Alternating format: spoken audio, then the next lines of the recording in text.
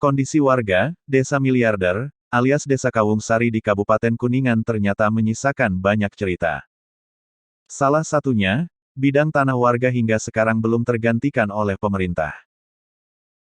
Ada 14 bidang tanah di desa kami yang belum terbayar oleh pemerintah, termasuk bidang tanah milik saya, ujar Kusto, Kepala Desa Kawungsari, Kecamatan Ciberem, Kabupaten Kuningan, Jawa Barat, saat ditemui di rumahnya, Jumat, tanggal 11 Juni tahun 2021.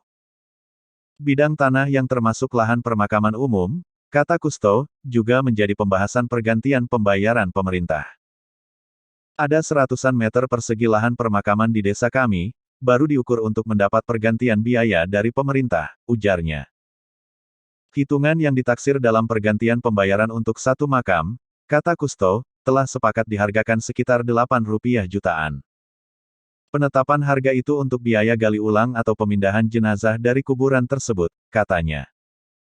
Hal lain yang membuat tidak nyaman warga dan pemerintah desa, kata Kusto, dengan lambatnya pengerjaan pembangunan perumahan sebagai calon tempat tinggal warga terdampak pembangunan Waduk Kuningan.